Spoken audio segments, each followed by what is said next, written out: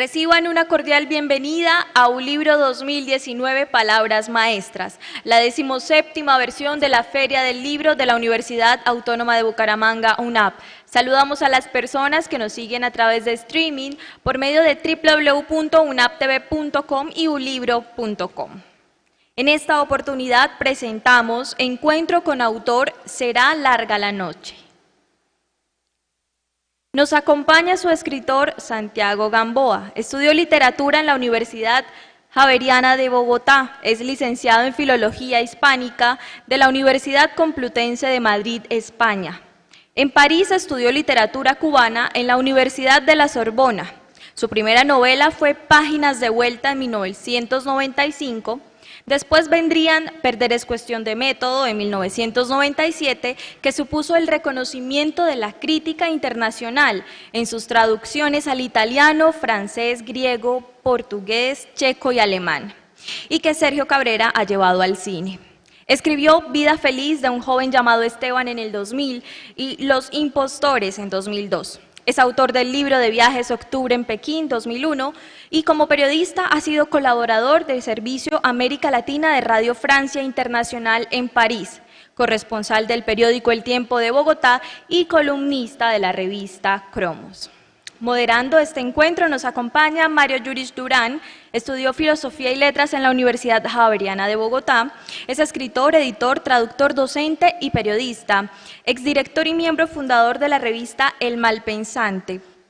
Colaborador de la Fundación Gabriel García Márquez para el Nuevo Periodismo Iberoamericano y actualmente conduce junto a Alberto Salcedo Ramos el programa Del Canto al Cuento, emitido por Radio Nacional de Colombia. Bienvenidos.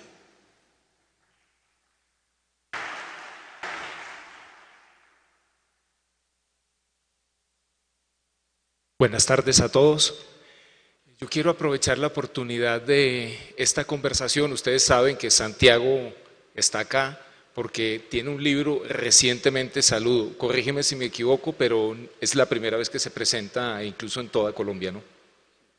Bueno, entonces el libro es una novela negra que se llama Larga será la noche, pero yo quiero aprovechar que estamos aquí para poder conversar sobre al menos los 3 libros anteriores de Santiago. Son 2 novelas anteriores y hay un libro muy peculiar porque es una reunión de sus crónicas de viaje que publicó la editorial Angosta en Medellín en el año 2017. Antes de entrar en materia, Santiago, te quería preguntar, tú viviste muchísimos años, más de la mitad de tu vida fuera de Colombia.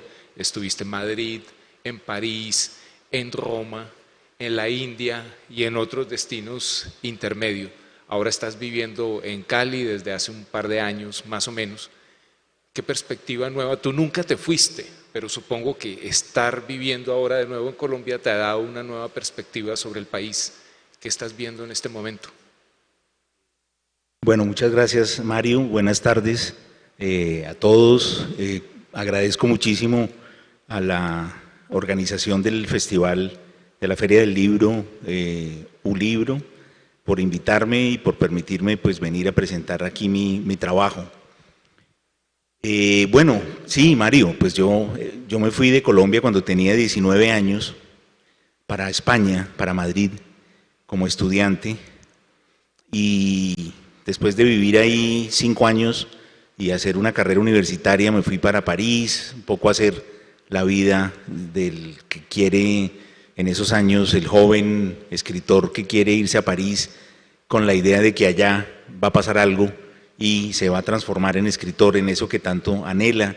Después allá me fui quedando, me volví periodista, trabajé en Radio Francia Internacional, finalmente también publiqué mi primera novela y empecé a escribir la segunda, y después me fui para Roma, y fue pasando el tiempo, y fue pasando el tiempo, y fue pasando el tiempo, y de repente pasaron 30 años, y ya pues yo ya iba a cumplir 50, ya tenía 49, para 50 años, y una situación familiar relacionada con mi esposa hizo que nos volviéramos a Colombia a vivir a Cali.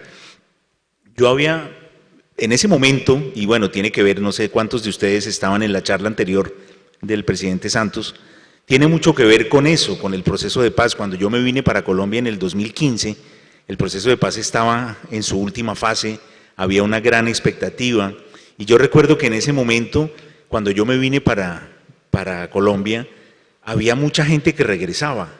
Los aviones estaban llenos de personas, de colombianos, que se habían ido durante los años 80 para Europa, buscando pues, mejores oportunidades de trabajo, etcétera, y que habían perdido mucho de lo que habían logrado en las crisis, por ejemplo en España, en la crisis de España, o que de pronto empezaron a verse también muy cerca del terrorismo, del que muchos habían huido en los años 80, se lo estaban en ese momento encontrando en París. Recuerden el Bataclan, los atentados terroristas islámicos en contra de la revista Charlie Hebdo, etcétera, y otros crímenes. Entonces había una sensación como de que en Europa había una situación terrible y de pronto en Colombia, que siempre había sido el país fabricante de inmigración, de repente había una luz, y esa luz era el proceso de paz, la posibilidad de volver. Y yo sentía, después cuando ya volví, y de vez en cuando venía alguien, y yo iba al aeropuerto de Cali. El aeropuerto de Cali, a diferencia del de Bogotá, pues es más pequeño, y ahí se nota mucho más esto, porque entonces recuerdo que había una cantidad de comités de recepción familiares. Afuera, cuando uno salía, había grupos de familiares que se venían desde un par de horas antes incluso a esperar al pariente que volvía. Y traían una silla de Rimax para la abuela, llegaban con neveras, con cerveza, música, globos, y bueno, y pues ahí estaban los nombres en los globos y estas cosas multicolores: bienvenido a tu tierra, pues, Freddy o Jason o el que fuera. Y uno veía salir a la gente como, yo veía salir a estas personas con la cabeza así llena de, pues seguramente volvían derrotados porque habían perdido en las crisis, volvían llevando de la mano unos niños, y yo tenía la sensación de que sí, de que había una esperanza por ese proceso, pero que de todas maneras toda esta gente volvía un poco con miedo, como con ese miedo que se le empieza de pronto a tener al propio país cuando una persona que se ha alejado encuentra una situación de cierta tranquilidad y de pronto tiene que volver. Y entonces yo volví, yo hice mi propio regreso, y eso de algún modo pues yo lo escribí, lo trabajé en otro libro, en un libro anterior que se llama Volver al Oscuro Valle, no por el Valle del Cauca, sino Volver al Oscuro Valle. Es una cita de un poema de William Blake. Y entonces empecé a ver como la Colombia que yo desconocía, porque yo me fui de 19 años y yo no había en Colombia pues recibido un cheque de pagos de sueldos o de cosas así, nunca había tenido esa vida administrativa de un adulto. Entonces empecé a aprender a ser colombiano acá, porque yo siempre fui el colombiano, pero cuando vivía fuera de Colombia. Aquí, como todos somos colombianos, pues aquí me tocaba aprender a hacer eso. Y empecé a ver cómo la mirada que yo tenía desde afuera de Colombia era una mirada de todas maneras pues muy diferente. No digo que fuera mejor ni peor o superficial o más, sino sencillamente distinta. No era lo mismo ver como el cotidiano, ver el día a día, todo lo que para ustedes es normal, la conversación con las personas en la mañana, las cosas que uno oye hablar, esa sensación que uno va teniendo de cómo se va formando cada una de esas capas de la realidad que forman la vida cotidiana y la vida privada de una nación, de un país, con sus problemas, con sus contradicciones. Y yo me fui metiendo mucho en eso, me dejé llevar por el optimismo del proceso de paz, pues me di, como muchos de ustedes, no sé cuántos, pero seguramente muchos, me di pues el batacazo del plebiscito, la victoria del no, seguí adelante, y he seguido viviendo muy de cerca todas las cosas que de alguna manera pues forman la realidad nuestra, que son contradictorias, violentas, también cosas muy bellas, en fin, todo eso que es la realidad nuestra. Y bueno, pues entonces este libro, Será larga la noche, es un poco también el resultado de mi mirada sobre algunos de los elementos que yo he visto que forman parte de la realidad, que me han parecido como distintos a los que simplemente yo veía desde afuera, y que tiene que ver, bueno, con los temas que trato en este libro y de los que hablaremos un poco ahora. Santiago, a estas alturas ya tienes una obra novelística, una obra periodística muy consolidada y se pueden hacer ciertos balances. Valiéndome de una oposición un poco artificial, yo diría que tus libros han oscilado, por un lado, en los que tienen que ver con Bogotá, en los cuales intentas recobrar como una especie de memoria afectiva de la ciudad donde naciste y creciste, y por el otro lado, libros que son como una reivindicación muy vital de algo que a grandes rasgos me gustaría llamar la novela de aventuras, que también puede ser la novela negra, la novela policíaca. Dos de tus últimos libros, Volver al Oscuro Valle y el que se está presentando el día de hoy, Larga será la noche, pueden caber dentro de esa categoría de novela de aventuras. ¿Qué es lo que te interesa tanto en ese, llamémoslo, género? Bueno, a mí me interesa muchas cosas que se pueden simplificar en algo que para mí es la visión de lo que es o significa escribir o ser escritor. Yo creo que cuando uno escribe, cuando uno comienza a escribir, una de las primeras cosas con las que uno debe enfrentarse es ante la decisión, que muchas veces no es racional, de qué escritor es el que uno va a ser, qué escritor va a ser uno. Uno tiene que encontrar su propia forma de ser escritor. Muchas veces uno se acerca hacia esa figura, escribiendo, por supuesto, pero uno se acerca utilizando plantillas de autores que a uno le gustan, que lo han influenciado, y eso yo creo que es muy bueno en un primer momento, tener como esas plantillas que lo acercan a uno hacia el tipo de escritor que uno quisiera ser.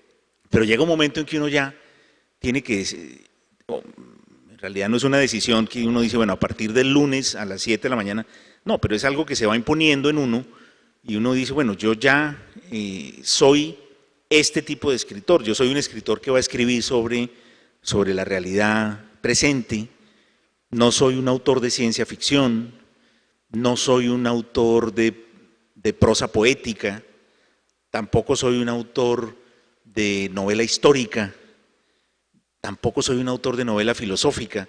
A lo mejor uno empieza a definirse por lo que no es. Y yo creo que la suma de lo que uno le gusta como lector, le interesa y lo llevó a la literatura, tiene mucho que ver con esa nueva entidad que uno crea y que es el escritor que uno va a ser. En mi caso, por ejemplo, desde muy joven a mí me fascinó una novela. Yo creo que una de las experiencias de lector más brutales que he tenido fue leer El Cuarteto de Alejandría, más o menos a los 17 años. Yo recuerdo que yo me leí los 4 tomos, que son unas 2000 páginas, las leí en poco más de una semana, con una voracidad y al mismo tiempo con la sensación de que esa era la realidad, no ese Bogotá de los años 80 en el que yo vivía o de los años 70 y finales, que era una cosa que me parecía en ese momento pues estéril, a la que no le encontraba yo mayores salidas, porque no tenía tampoco cómo mirarla y porque no sabía mirarla. Entonces yo recuerdo esa idea de esa novela, me pareció tan absolutamente maravillosa, y una de las cosas que esa novela me enseñó con esa especie como de golpe brutal, de gran explosión como creativa que tuve como lector, fue que una novela requiere de grandes personajes, de poderosos personajes que cuenten historias. Las historias pueden ser las mismas, como sucede muchas veces en el Cuarteto de Alejandría, en donde cada uno de los tomos está dominado por un personaje y ese personaje da su versión de los hechos que rodearon a un grupo de personajes amigos en una época específica en la ciudad de Alejandría.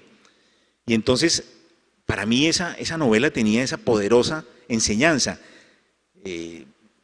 Tal vez es una enseñanza que yo me inventé, porque a lo mejor otro lector le encuentra otras cosas, pero también eso va definiendo qué tipo de escritor es uno.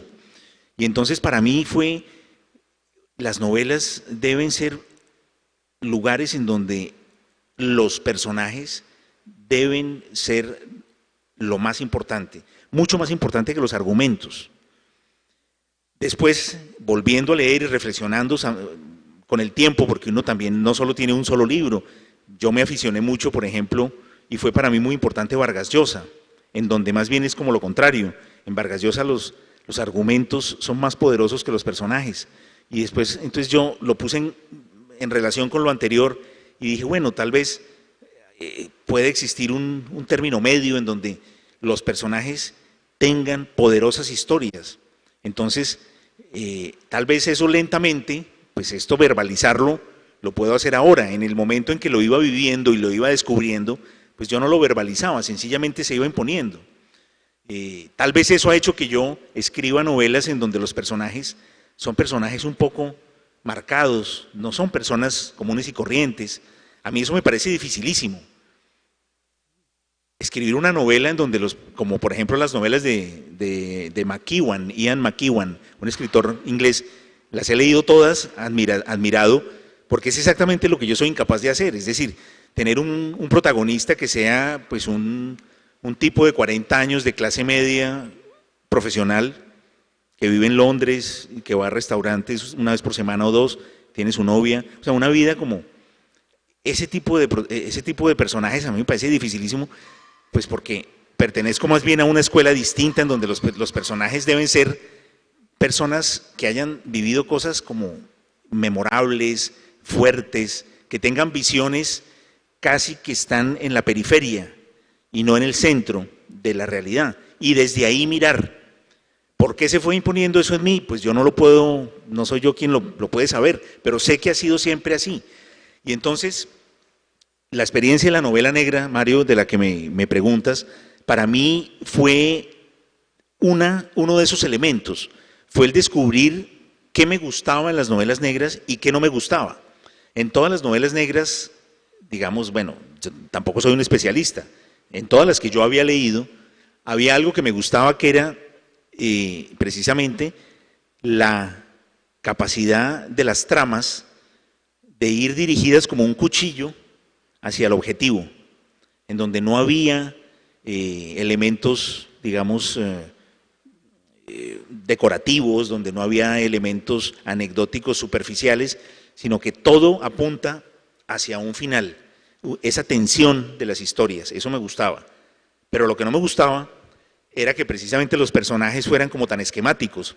Generalmente, en la mayoría de novelas negras que yo leía, había un personaje muy desarrollado, que es el detective, otro, cuando el detective tiene ese segundo a bordo, que lo podemos llamar Watson, también está un poco desarrollado, y por lo general el antagonista, es decir, el asesino, el malo, al que están buscando y al que al final agarran. El resto de las personas que aparecen en la novela, en la mayoría de novelas negras que yo leía, es como una galería de sombras que están ahí para abrir puertas, para caer muertos, para entregar cosas, para transferir informaciones blandas, intermedias a la novela. Y a mí esto no me gustaba, porque yo siempre he creído que en las novelas, hasta los personajes más pequeños y más breves, que pueden aparecer hasta en 2 o 3 párrafos, tienen que ser personajes con un gran relieve, deben tener gran fuerza. Entonces, un poco en medio de todo eso fui armando mi propio personaje o mi propio forma de ser escritor. Es decir, el escritor que quisiera leer un libro que tiene estas características.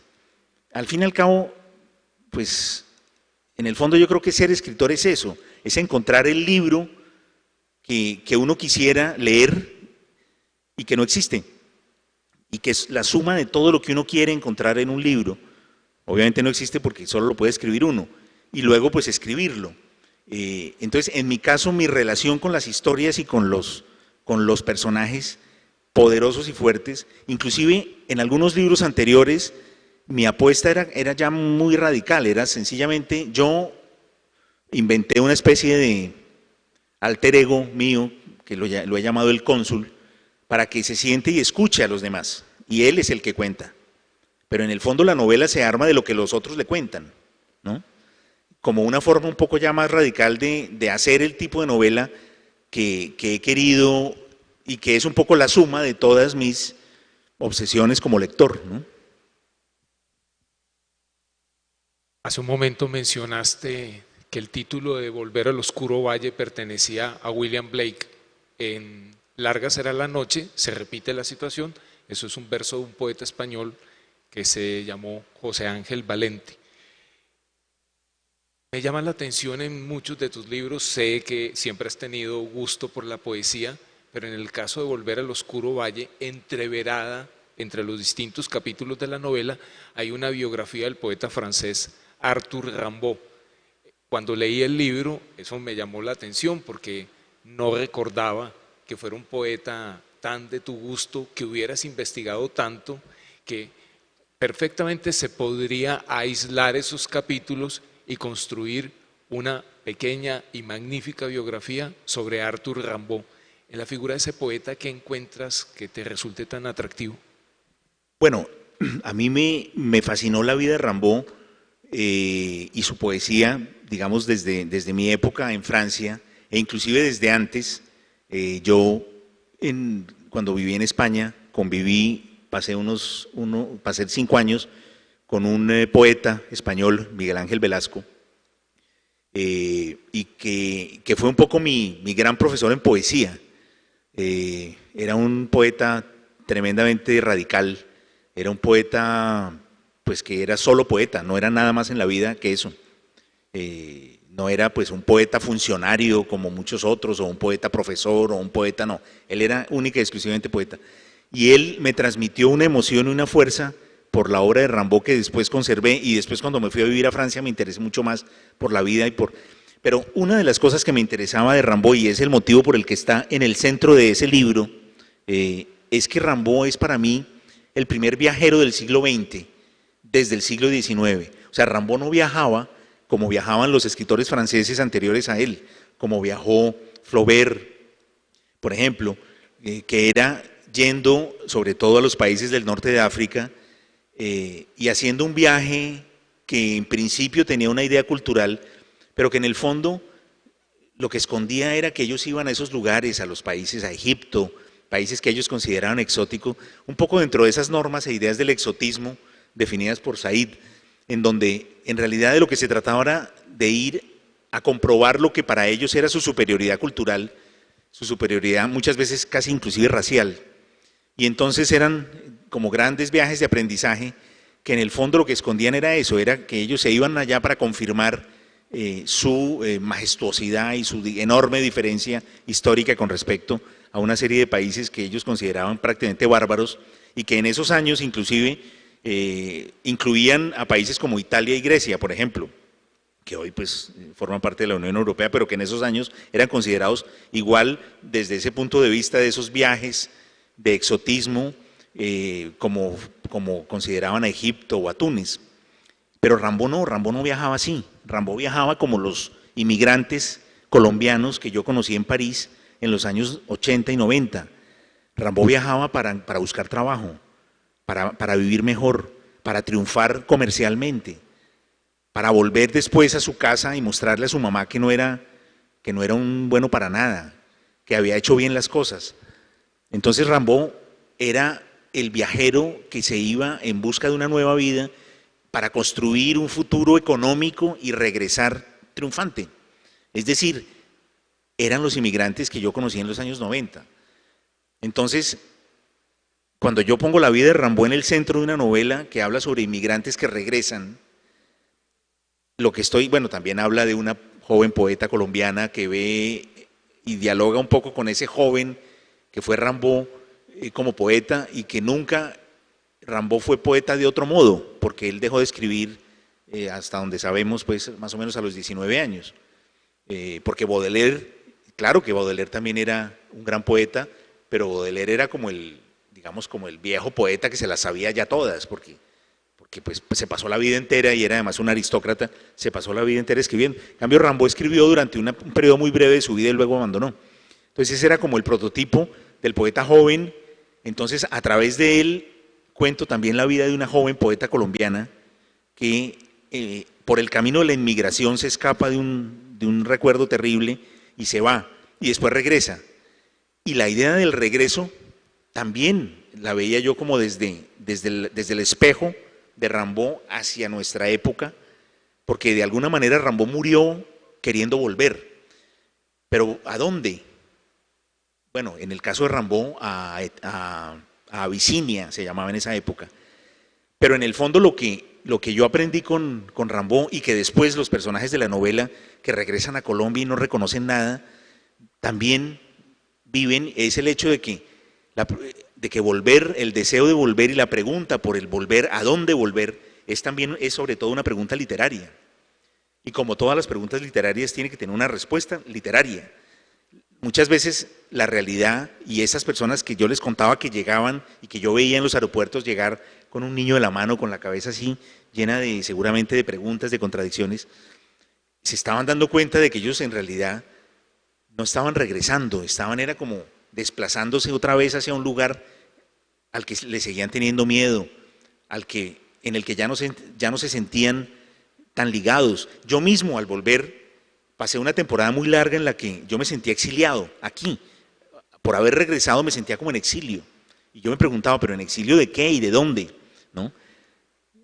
Después me di cuenta, o por lo menos leyendo a Rimbaud, y el análisis literario que yo hago en ese libro tiene que ver con mis propias preguntas y con el desarrollo literario que hice de esas preguntas, y tiene que ver con eso, con la idea de que el regreso es una idea incluso casi diría poética, ¿no? Porque no existe en la realidad y en la vida un regreso posible por muchos motivos. Uno de ellos es el paso del tiempo, que también en el fondo es el tema de todos los libros y de todas las novelas y de la literatura, el paso del tiempo, ¿no? De dónde partimos y a dónde llegamos y qué pasó entre medias, y con la única seguridad de que al final pues esto se acaba, y ese tiempo permanente que nos hace analizar cada segundo y que no sabemos cómo detenerlo porque no podemos, ¿no? Ahora que mencionabas lo del viaje, pensaba inevitablemente en que en tu libro Ciudades al final de la noche, que mencionaba al comienzo de la charla, recoge pues crónicas que tú has escrito en revistas chilenas, mexicanas de preferencia. Están crónicas sobre París, sobre Roma, las ciudades donde Santiago ha vivido, pero también muchos otros destinos, Hong Kong, donde has estado de paso. Y siempre me daba la impresión que las crónicas de viajes te funcionan a ti como un material de tanteo para algo que posteriormente quieres hacer en la novela. En el caso de Volver al Oscuro Valle, la novela termina con un relato sobre lo que hoy en día es Etiopía y que antiguamente fue Abisinia, como lo dijo Santiago. En la crónica, para repetirte la pregunta que te he estado haciendo, esa crónica de viajes, ¿qué encuentras que te sea útil posteriormente en tus novelas de ficción? Y además quisiera añadirle algo más. ¿Por qué el género te parece interesante? Has escrito muchas, porque el género de la crónica de viajes te parece interesante. Has escrito muchas, las has escrito con mucho gusto, evidentemente, de modo que no me parece casual que le hayas dedicado tanto tiempo justamente a ese tipo de textos. Bueno, yo empecé a hacer periodismo como corresponsal, periodismo escrito, como corresponsal del Tiempo en París, en el año 93. Y yo recuerdo que lo que más me gustaba es que me mandaban a misiones, a diferentes ciudades, a países, y entonces empecé como a tenerle gusto a esa disciplina de llegar a una ciudad, llegar a un hotel, instalar mi mesa de trabajo, salir, hacer reportería, volverme reportero. El típico viaje del periodista corresponsal puede ser el viaje a unas elecciones. Como ustedes saben, las elecciones casi siempre son el domingo en todos los países del mundo. Entonces uno se iba el martes o miércoles y hacía un poco de reportería, hablaba con unos con otros y elaboraba un par de notas, una gran nota de domingo, una nota previa de sábado, y ya ahí me empecé yo a acercar a ese género de la crónica a través de la reportería. Muchas veces no eran elecciones. Recuerdo que una vez me llamó el primo del presidente Santos, que hoy es el embajador en Washington, Pacho Santos, que era el jefe de noticias en esa época del Tiempo, y me dijo, oiga Gamboa, váyase para Argelia, porque es que aquí acaba de salir una lista en Estados Unidos diciendo que Colombia ya no es el número uno, el país número uno más peligroso del mundo, sino que ahora estamos de segundos. Entonces resulta que el número uno es Argelia. Entonces váyase para allá y cuéntenos qué fue lo que pasó y por qué nos quitó el primer lugar. Entonces pues yo me fui para allá y lo mismo, reportería. Entonces pues es llegar, salir, inventarse. Así como antes hablaba yo de cómo, pues cuando uno escribe literatura, novela, lo que sea, pues tiene que inventarse el modo de ser escritor de uno, que no puede ser el de otro, sino el de uno. Yo creo que también aquí lentamente con la crónica yo fui armando un personaje. Fui armando ese personaje que llegaba al hotel, organizaba la mesa, la ponía más cerca del enchufe para poderme sentar, una jarra de agua siempre que hay en la mesa. En esa época yo fumaba un cenicero, no había tanta cosa con el cigarrillo, ahora ya no fumo.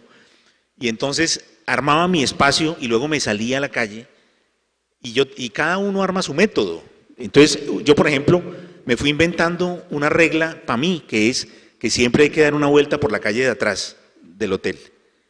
Y que muchas veces ahí está lo más importante, que el hotel siempre mira hacia una plaza bonita, pero que lo interesante está detrás. Y bueno, y luego pues empezar a salir a perderme, porque pues estoy contando una ciudad, estoy contando lo que veo. Y yo después escribía crónicas para esto, para el periódico El Tiempo y para que se entendiera un poco acá por qué Argelia era tan peligroso. Tenía eso en el foco, pero pues yo tomaba notas durante el día de todo, salía a caminar, además tenía, pues el gobierno como era periodista, apenas llegué al aeropuerto de Argelia, me pusieron 4 guardaespaldas permanentes, y yo lo que creo es que ellos hacían eso con todos los periodistas para vigilarlos, y conmigo pues seguramente lo siguieron, no creo que hubiera el más mínimo peligro un periodista colombiano, pero por disciplina seguramente lo siguieron haciendo, y entonces me pusieron 4 guardaespaldas, y entonces claro, yo quería escribir también sobre ellos, y sobre los métodos increíbles que tuve que desarrollar para poder hacer algo de reportería de manera natural. Les pongo un ejemplo, un día yo les dije que quería ir a una cafetería muy popular en una plaza de Argel, entonces ellos me dijeron, sí, no hay problema, vamos. Entonces cuando llegamos allá, yo me fui a bajar y me dijeron, no, un momento, usted se queda en el carro. 2 de ellos entraron a la cafetería y yo tuve que esperar afuera como 10 minutos. Después salieron de la cafetería y me dijeron, venga, ya ahora sí puede entrar. Entonces apenas entré yo con mi cuadernito a hacer reportería, entro a la cafetería y toda la cafetería me estaba mirando. Entonces, pues, ¿qué reportería se puede hacer? Pues es imposible. ¿Quién iba a poder hablar con alguna libertad? Pues nadie. Pero a mí me parecía interesantísimo contar eso.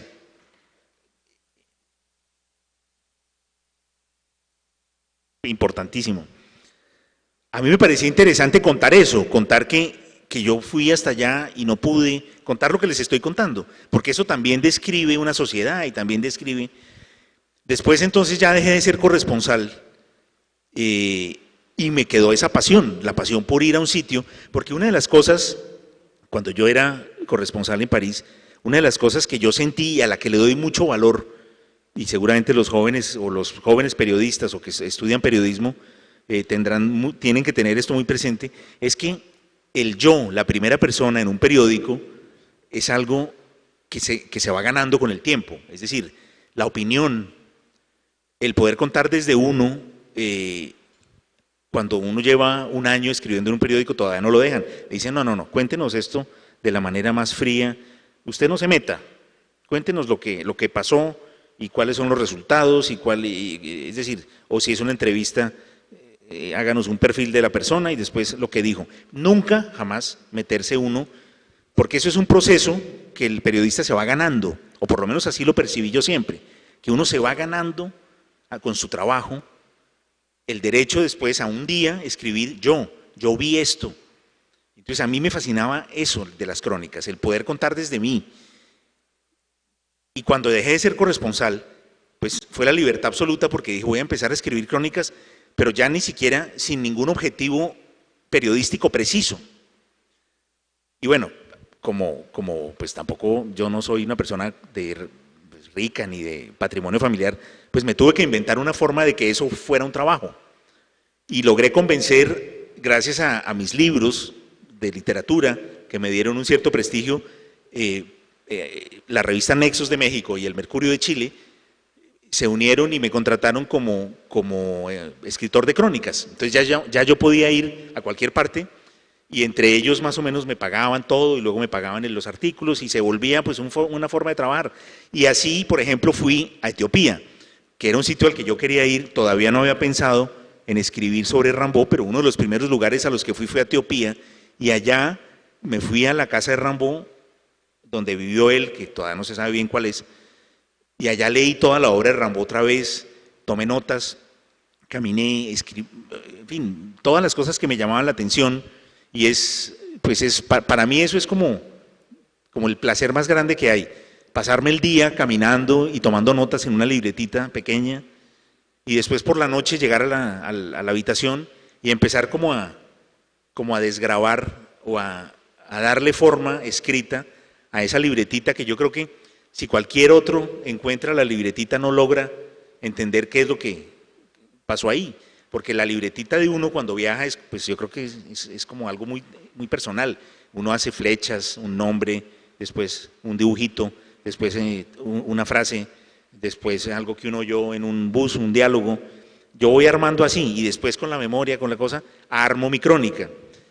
Y yo siempre escribo, todavía hoy, siempre que hago un viaje a algún lugar nuevo o a un lugar pues, que me interesa, es que así ya no tenga, digamos, la necesidad de hacerlo para un periódico, las escribo de todas maneras para mí, porque eso para mí es muy poderoso en términos de la cercanía con lo literario.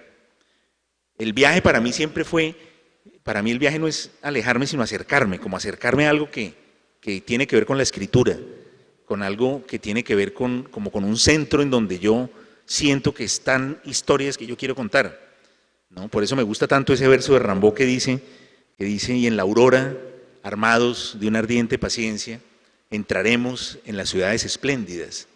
Y en esas ciudades ocurren las historias, y allá llegaremos, en la aurora. Por eso yo le puse a mi libro de crónicas, ciudades al final de la noche. En el fondo son las ciudades de Rimbaud, lo que pasa que ya me parecía abusivo volverlo a mencionar. Pero las ciudades al final de la noche son las ciudades que en la aurora, ¿no? A las que entraremos en la aurora, armados de una ardiente paciencia. A mí todo eso me parece de una belleza ante la que me quedo sin palabras. Yo me imagino que varios de ustedes se están preguntando, bueno, estamos yendo muy atrás a las novelas de Santiago, daría la impresión de que yo estoy eludiendo hablar de Larga es la noche. No es así. El asunto es que la novela tiene un problema para conversar sobre ella, que es, como es una novela negra, tiene una trama muy definida, es muy fácil hacer spoilers, y yo no quisiera arruinarle a ninguno de ustedes el placer de ir descubriendo esa trama, eso. Entonces me limitaré a decir, es una novela que sucede más o menos en el presente, es en el departamento del Cauca, involucra a una periodista que se llama Julieta Lezama, a una exguerrillera de las FARC que trabaja como asistente periodístico de Julieta Lezama, ella se llama Johanna Treviño, y hay un fiscal de origen nasa indígena que tiene un nombre, lo tengo que leer acá, Edilson Javier Justiñamuy. Hay un combate, esta periodista, el fiscal, su ayudante, quieren averiguar qué fue lo que pasó. Eso es todo lo que les diré. En la novela hay algo que vi como un guiño tuyo, una sonrisa que le haces al lector, y es que aparece un personaje muy recordado de uno de los libros anteriores de Santiago, que es Víctor Silampa, el protagonista de Perder es cuestión de método. ¿Por qué decidiste recoger uno de tus antiguos personajes y reincorporarlo en una ficción que sucede muchos años después? Bueno, yo he ido, pues es que yo escribo ya novelas hace muchos años. Mi primera novela se publicó en el 95, o sea, hace 24 años. Y he publicado 11 novelas y otros libros de cuentos y un ensayo medio político, literario, en fin, pero sobre todo 11 novelas por las cuales han pasado muchísimos personajes. Y entonces me he dado cuenta de algo que también tiene que ver con lo que les decía al principio de mi propia forma de hacer o de ser escritor. Y es que lentamente me he dado cuenta que hay algo que a mí me encanta de los directores de cine. Nosotros los escritores tenemos una ventaja enorme con respecto a los directores de cine. Y es que, pues nosotros somos libres. Yo puedo, en el primer capítulo de mi novela, puedo introducir 25 personajes. Una vez el director de cine, Sergio Cabrera, me dijo, la diferencia es brutal. Tú imagínate que cada vez que pones un personaje nuevo, le tuvieras que pagar. Y eso evidentemente pues crea una libertad y da una libertad increíble. Pero el director de cine tiene algo que a mí me encanta, y es la posibilidad de utilizar a los mismos actores en diferentes películas. Y a mí me parece que cuando a mí me interesa un director de cine, no solo me interesa porque cuenta las cosas de una manera, ni por el tipo de cosas que cuenta, sino también porque vuelvo a encontrar una serie de caras, que a lo mejor pues en una película se llama Johnny, en la otra se llama Fred, en la otra se llama Gustavo. Pero hay una especie como de prosodia que une el tipo de historias con el modo de contarlas y con las caras que yo veo. Eso a ustedes seguramente les pasa también. Les puedo poner ejemplos. Bueno, yo creo que todos hemos visto por lo menos 4 o 5 películas de Tarantino y nos da un cierto gusto volver a reconocer. Ah, ok, este es el otro, este es el que en la anterior hacía esto. Y eso le hace a uno sentir como una pincelada, y eso ahí ya comienza Tarantino. Solamente en la elección de esos rostros que vuelven para darle vida a otros personajes. Las películas de Scorsese sobre la mafia italiana en Estados Unidos, ahí está De Niro y todos esos otros actores, ¿no? En alguna época también estaba bueno, cuando uno habla de actores de cine siempre se le olvidan los nombres. En fin, ese tipo de situación a mí siempre me gustó del cine. En las novelas, pues obviamente las caras pues no están. Están los nombres, están las descripciones, la vida que ese personaje adquirió en una historia y en un libro. Pero entonces, a mí lo que me gusta es ir como reuniendo un poco en algunos libros, no solamente con con Silampa. Más bien Silampa es uno de los que se me había quedado como, pero en mis últimos libros he ido como reuniendo algunos de los personajes que me han acompañado en los libros que he escrito en los últimos 10 años, pues un poco como es diferente porque pues no es la misma operación, pero es un poco la misma idea de decir, bueno, cuando un director de cine dice, bueno, yo siempre, pues yo vuelvo y llamo a este, a este y a este y a este, porque yo sé que yo trabajo bien con ellos, y yo sé que ellos entienden lo que yo quiero. Entonces, yo he llegado a pensar que hay una serie de personajes en mis libros pasados a los que yo ya conozco, a los que yo ya he, entre comillas, escuchado literariamente y que me han contado también literariamente grandes historias de sus vidas y con los cuales ya tengo una cercanía. Y bueno, y probablemente esa franja de lectores, digamos de lectores duros, que lo leen todo, pues también reconocen. a mí me gusta reconocer, y yo creo que pues uno también escribe lo que le gusta leer, uno pone en sus libros lo que le gusta encontrar en los libros de otros que uno aprecia.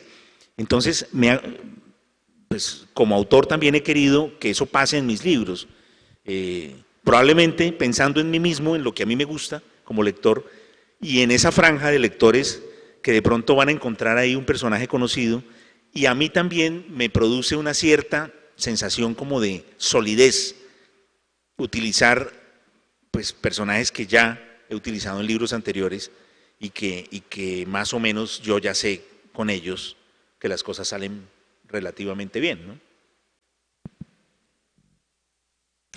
Hace un montón de años yo fui el editor de un libro que me perturbó mucho.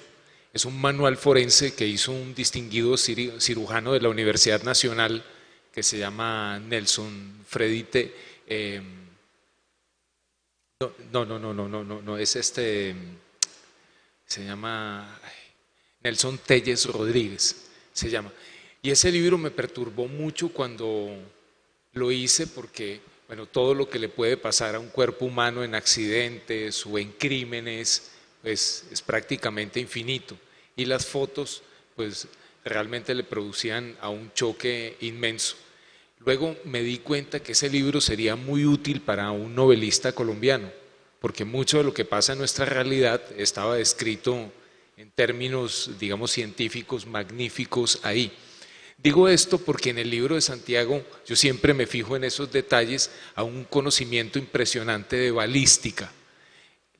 Sobre todo la exguerrillera de las FARC tiene un conocimiento de las armas de fuego impresionante.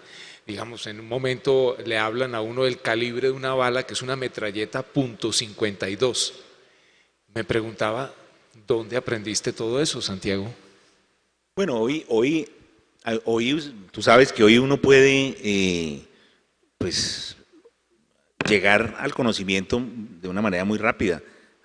A través de internet, a través de Google, uno puede saberlo todo muy rápido y encontrar las cosas que necesita para resolver una situación en un párrafo. Inclusive hay un decálogo que a mí me parece muy divertido. Bueno, yo no sé si seguramente que a ti también te pueden interesar los decálogos. Yo tengo como mi colección de decálogos de escritores y me encanta porque generalmente el decálogo de un escritor suele ser su propio retrato, lo que está muy bien y es apenas lógico. Hay un escritor norteamericano que se llama Jonathan Franzen, muy famoso por varios libros, sobre todo por Libertad y el último que se llama Pureza. Y Jonathan Franzen en su decálogo pues hace sus cosas que no debe hacer ningún escritor, tal, y una de las cosas que dice es: nunca hagas depender tu novela o el argumento de tu novela en una investigación muy, digamos, detallada. Y dice, porque hoy, como la información se puede adquirir tan rápido, pues eso va a devaluar tu historia. O sea, no hagas depender nunca tu novela de una gran investigación en donde implique un cierto detalle, porque eso, y tiene toda la razón, porque eso devalúa. ¿Por qué? Porque el conocimiento detallado de casi todo hoy está muy devaluado, ya no tiene valor, precisamente por el hecho de que cualquier persona escribiendo un párrafo, pues necesita que su personaje esté sentado en un restaurante de Johannesburgo, y entonces pues uno básicamente tic, tic, tic, tic, y en menos de 10 minutos uno ya tiene ubicado 5 restaurantes de Johannesburgo en esquinas, que además uno los puede ver, ¿no? Y puede ver fotografías del interior y cuánto valen los platos, y uno con toda precisión puede entonces poner que su personaje comió tal plato y que le pareció un poco caro, pero que sin embargo, como estaba lejos, era mejor no opinar sobre esas cosas, y pagó. Y claro, pues después pareciera que son conocimientos que uno ha tenido toda la vida y en realidad no. Por eso a mí ese tipo de cosas las pongo siempre como en detalles más bien periféricos, siguiendo involuntariamente o de forma intuitiva esa opinión de Franzen de su decálogo. Digo intuitiva porque cuando yo escribí esto no había leído el decálogo, pero me parece que se ajusta perfectamente. todos esos conocimientos, pues por desgracia, ya no tienen ningún valor. Son sencillamente armas que facilitan el proceder de las historias, ¿no? Sin entrar en detalles, les voy a decir que lo que están, este trío, el fiscal, la periodista y su ayudante, están pesquisando en la novela de Santiago, tiene que ver con la inmensa legión de iglesias evangélicas que en este momento están copando Colombia. Ese tema, Santiago, se habla poco, o por lo menos no se habla de lo suficiente. ¿Qué te llevó ahí? Porque ahí hay un nudo central de lo que está pasando en Colombia. No, claro. A ver, yo creo que el tema de las iglesias evangélicas es un tema que se debe dividir necesariamente en dos. Una parte con la que yo, pues, como es lógico, no me puedo meter, que es lo que está ligado a la necesidad de muchas personas de ejercer la espiritualidad a través de esas iglesias. Yo no soy creyente, no lo he sido nunca, ni siquiera de niño, yo no tuve educación religiosa como tantos otros colegas o amigos, yo no la tuve y por lo tanto, más bien lo que tuve fue como la posibilidad de ejercer la espiritualidad, que es algo tan necesario, creo yo, como la comida o como los sentimientos, el amor. Yo tuve la posibilidad de ejercer esa espiritualidad que otros buscan en religiones o en tipos de fe como las iglesias evangélicas. Yo tuve la posibilidad de ejercerla a través de, por ser hijo de artistas y de intelectuales, pues a través del arte, a través de la literatura, a través de la música, a través de las artes plásticas. Entonces, yo no, pues jamás se me ocurriría hacer una crítica a esa forma de vivir la espiritualidad, que pues me parece que debe ser respetada. Pero luego, el otro lado, es decir, la parte que tiene que ver con la vida mundana, cotidiana y real de esas iglesias, me lleva a ser tremendamente crítico. Y sobre todo viendo la experiencia de Colombia y después Colombia a la luz de lo que pasa también en la región. Fíjense en Brasil y ya no digamos en Estados Unidos, en donde las iglesias evangélicas han llegado a tener un poder político tan fuerte que prácticamente tienen oficina en la Casa Blanca. Y en Brasil ni se diga, bueno, Bolsonaro, que es una persona tremendamente peligrosa, entre otros apoyos, tuvo el masivo apoyo de las iglesias evangélicas, que son iglesias que generalmente llaman a sus fieles a votar en las elecciones, por lo general, por soluciones políticas de derecha y de ultraderecha. En el caso de Colombia, pues todos lo sabemos y lo hemos visto, esas iglesias, pues que además proliferan de una manera increíble, son iglesias que, por un lado, trabajan como captadoras de dinero, es decir, ellas le piden a los fieles sus sueldos para después percibir el diezmo, el 10% de manera directa, ¿no? Segundo, pues ellos al tener ese poder sobre estas personas, pues ejercen después ese poder también para dirigirlos políticamente, lo que los convierte en pequeños caciques electorales a estos pastores. Y después ellos, ese poder electoral que tienen, van y se lo venden al cacique de la región o de turno, o se lo cambian por favores. Es una forma de vender también. Y por lo tanto, se ha reducido a una relación tremendamente, para mí, peligrosa. Y yo estoy casi por creer que esa terrible influencia de las iglesias evangélicas en la política se va a convertir en uno de los problemas más graves de Colombia, e incluso casi yo diría en un problema de seguridad nacional.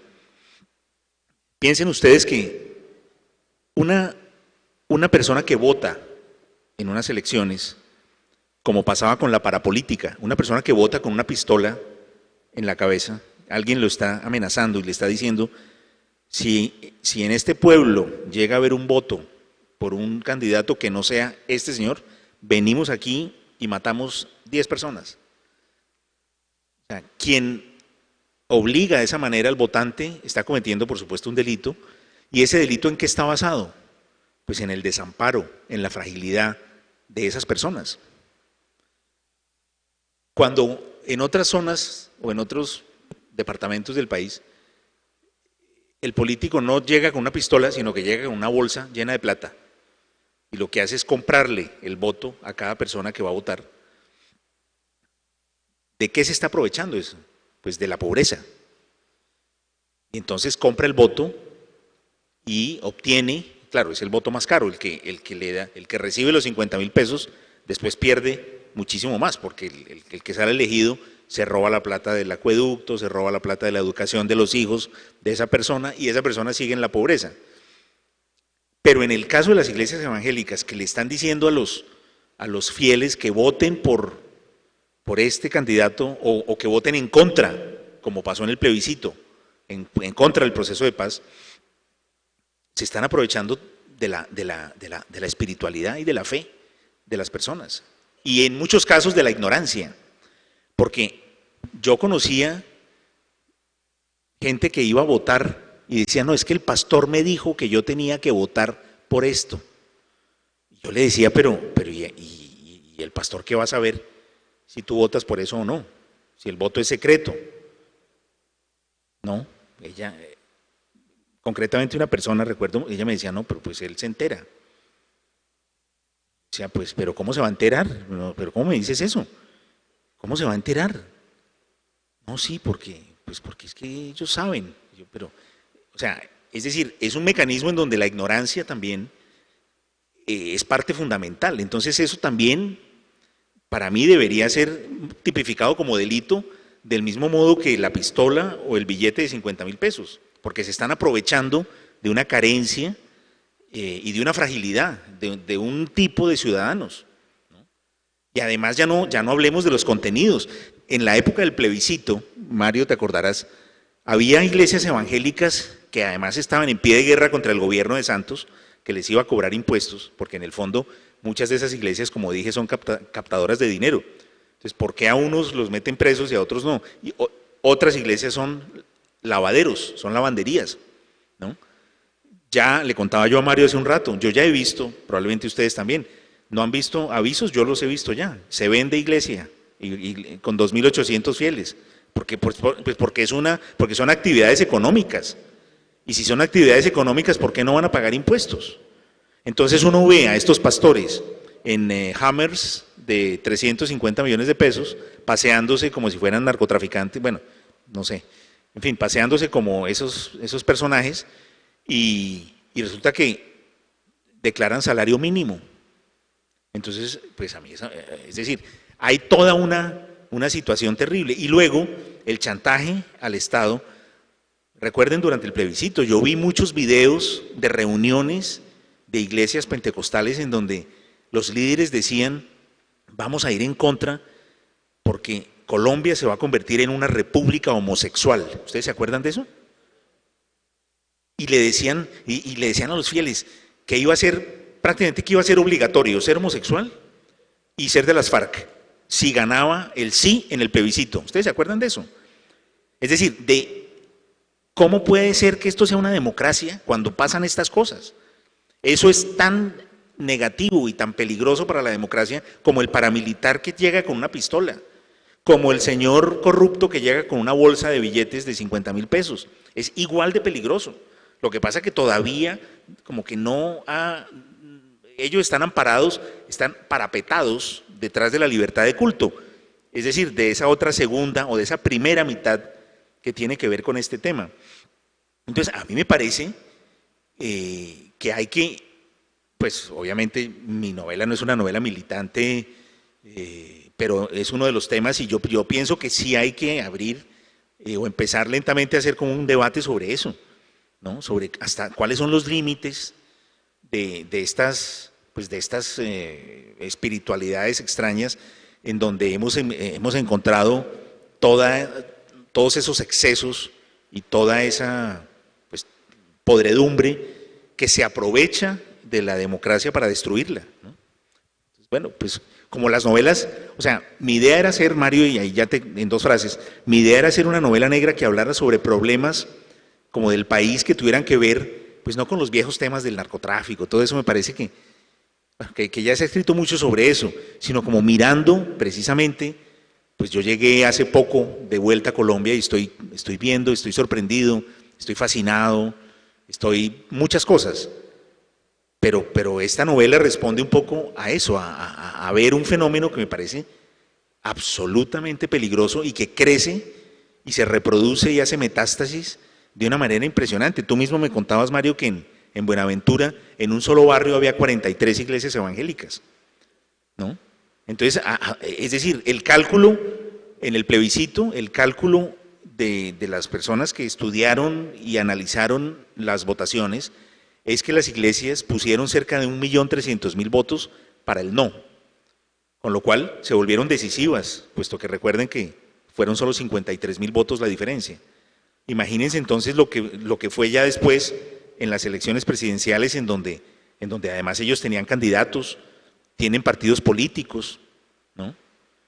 Y entonces, pues a este ritmo y a ese ritmo de crecimiento, pues a dónde va, o sea, vamos a terminar convertidos entonces ahora sí en una especie de Nueva Jerusalén, y los nombres que usan, además, Colombia va a ser el subtítulo del país, seremos eso, como la iglesia, el país del séptimo día o algo así, ¿no? Antes de darle paso a las preguntas del público, quisiera preguntarte sobre el esquema tradicional de la novela negra. Siempre, al menos en el canon de esa novela, la figura central era un detective, y eso tenía mucho que ver con la tradición norteamericana policíaca. En las novelas que se están escribiendo en América Latina, esa figura clásica está siendo reemplazada por los periodistas y los fiscales. ¿Tú cómo te lo explicas? Bueno, en tu novela misma, claro, aplica esto que te estoy diciendo. Aplica, y mi novela anterior, Perder es cuestión de método, en donde el protagonista es un periodista. Es que el periodista es un detective sin pistola. Y además es un detective que cuando gana, es decir, cuando se entera de lo que pasó, no triunfa la ley. Y eso es fundamental para nuestros países. O sea, el triunfo de la ley es algo que literariamente todavía no es tan fácil de hacer creíble. Y por lo tanto, el periodista es aquel que sí puede investigar, entrar a todos los lugares a los que entra un detective y al final descubrir la verdad y revelarla sin que eso signifique el triunfo de la ley. Por lo general, más bien significa la caída del periodista, ¿no? O el peligro, porque además ustedes saben que vivimos en un país en donde hay, creo que 160 periodistas asesinados en los últimos 10 años. Por lo tanto, no es una exageración afirmar que el periodismo es también una profesión de riesgo en Colombia. Obviamente me refiero al periodismo investigativo de este tipo, no pues al editorialista de la revista Dinero, sino a los que investigan estas cosas. Entonces, claro, el periodista es la figura para mí fundamental, pero fíjate, Mario, que hay otros, porque según las regiones, claro, la novela negra ha utilizado, bueno, primero el detective inglés, que era un hombre muy inteligente y que prácticamente nunca había una escena de acción, porque el hombre lo que hacía era, es decir, la novela negra consistía en un enigma para su inteligencia. Eso de alguna manera, cuando llegó a los Estados Unidos, cambió, porque el detective en la novela clásica inglesa además era un hombre cercano a la aristocracia, mientras que cuando llega a Estados Unidos el detective es un tipo casi tan marginal como los bandidos a los que persigue. Por lo general es, como decía Moreno Durán, escritor Rafael Humberto Moreno Durán, decía, eran de la triple D, que era depresivo, divorciado y dipsómano. Generalmente esos periodistas, esos detectives de las novelas norteamericanas son así.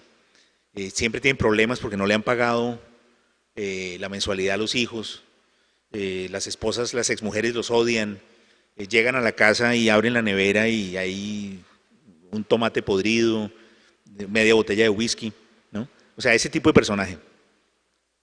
Yo creo que en esa novela dejó de ser una novela aristocrática. La novela negra inglesa tradicional era una novela aristocrática que se movía en los salones, por eso se decía que el asesino era el mayordomo, porque ¿dónde hay mayordomos? Pues en las casas aristocráticas.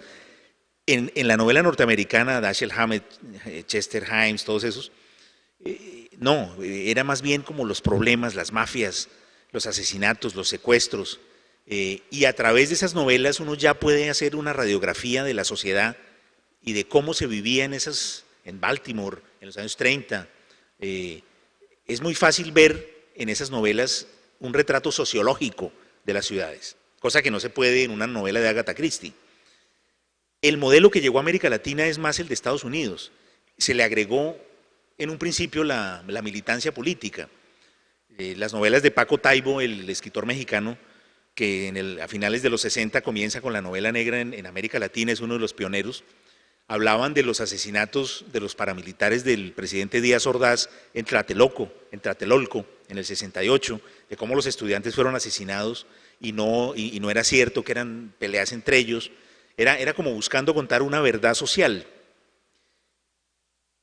Y entonces cada región decidió, pues un poco, o darle unas características al detective que no tenían los modelos anteriores, o quitar al detective. Y, por ejemplo, en Argentina y en Chile, yo he visto novelas negras en donde los protagonistas son como ex guerrilleros, ex montoneros, que ahora se dedican a seguridad privada.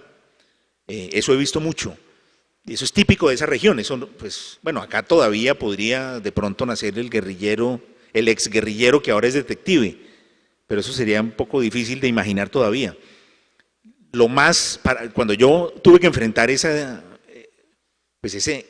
problema, que en el fondo es un problema que tiene que ver con la verdad del libro, de la novela, con la verdad de lo que estoy escribiendo. Si yo mismo no creo en eso, yo nunca había conocido un detective colombiano.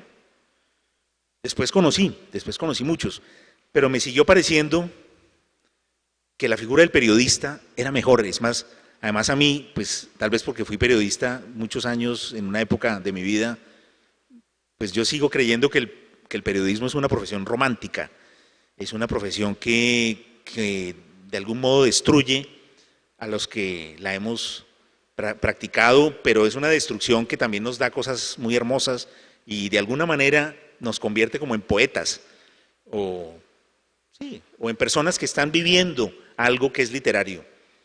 Así vi yo siempre como a ese periodismo solitario, que busca la verdad, que está muy preocupado por la escritura, ¿no? Y que por supuesto respeta los tiempos, como me están señalando allá.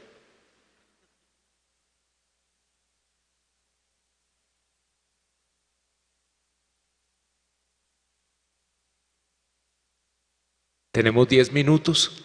¿Alguno de ustedes quiere preguntarle algo a Santiago sobre lo que hemos conversado aquí o, por supuesto, sobre otras cuestiones?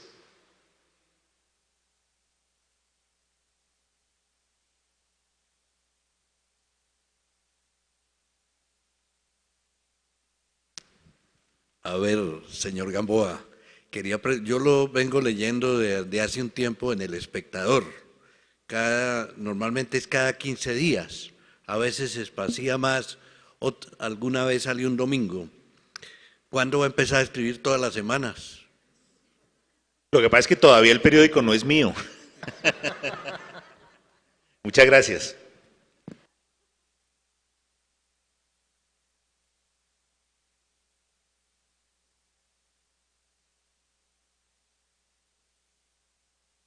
Buenas noches, Santiago. Quería preguntarte con respecto al cine, sobre todo al cine colombiano.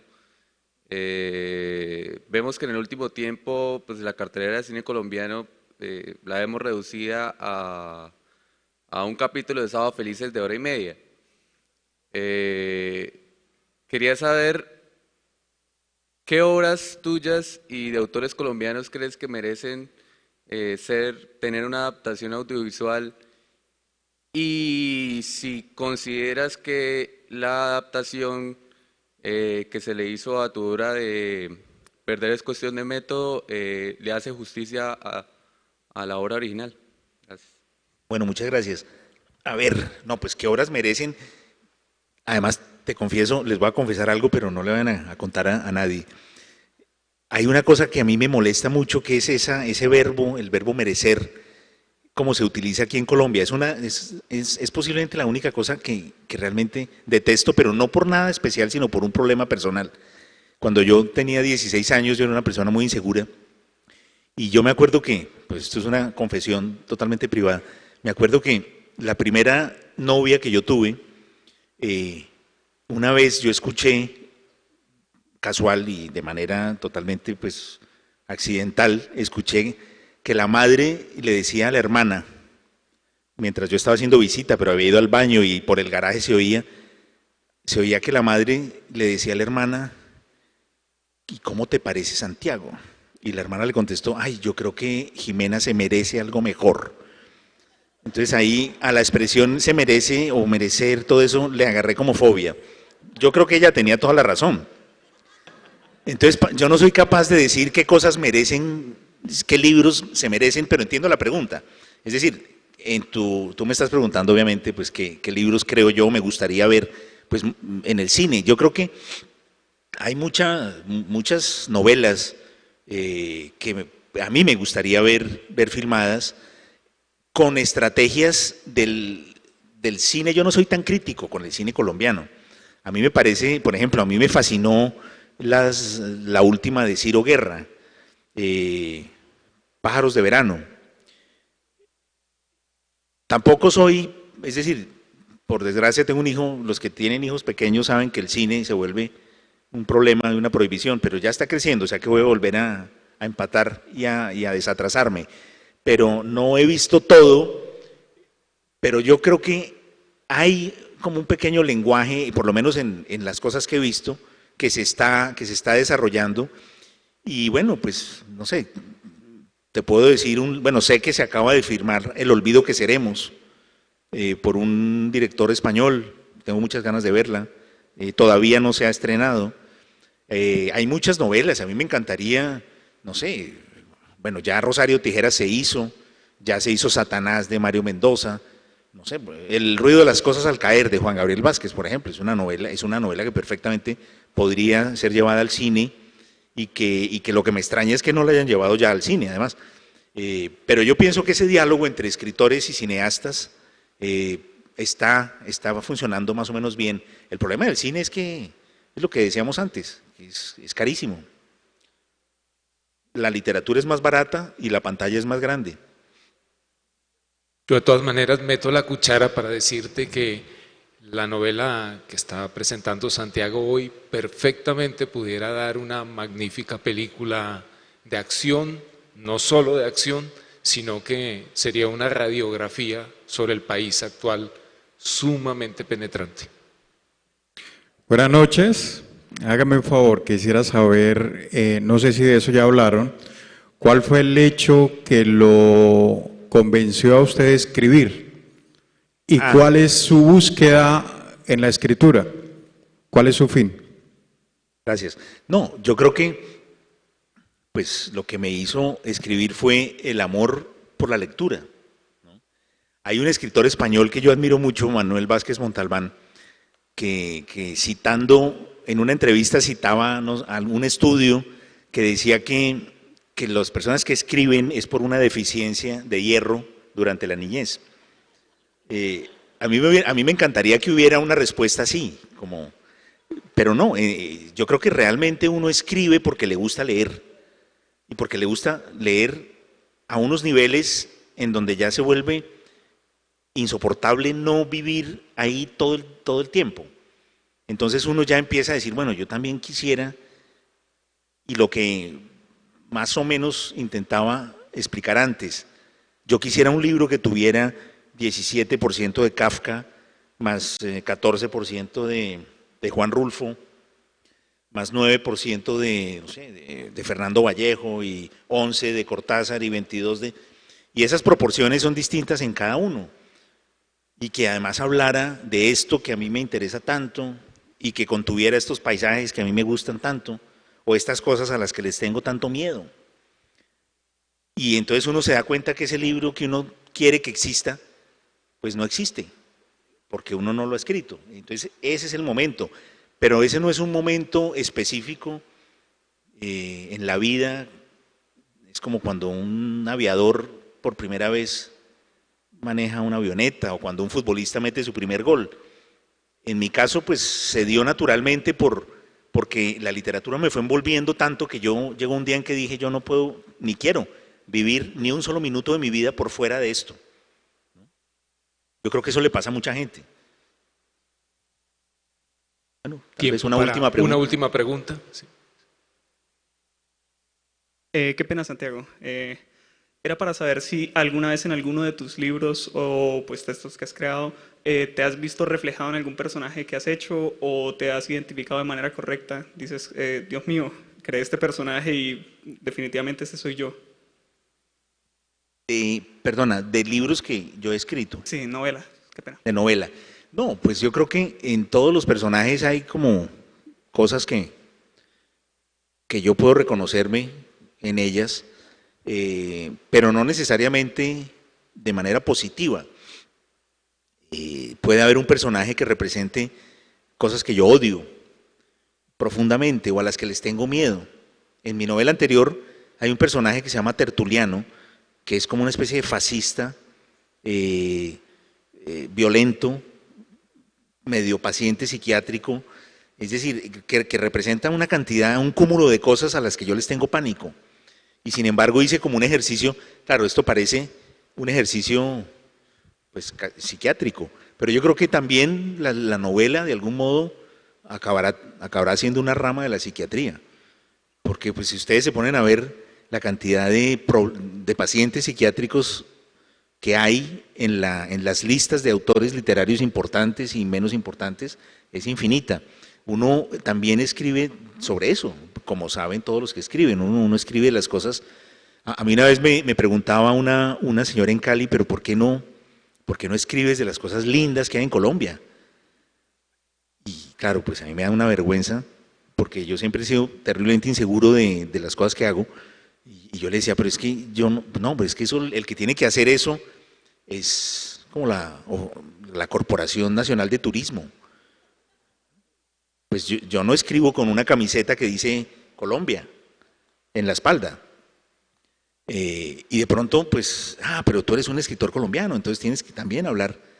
Y le dicen a uno, claro, solo habla de lo malo porque eso es lo que vende, ¿verdad? Y termina uno crucificado en 2 segundos. Pero bueno, como yo no tengo mucha personalidad, siempre les digo, sí señora, disculpe. Y ya. Gracias por habernos acompañado en esta charla, y por favor despidan con un aplauso a Santiago. Gracias, Mario, y gracias a todos.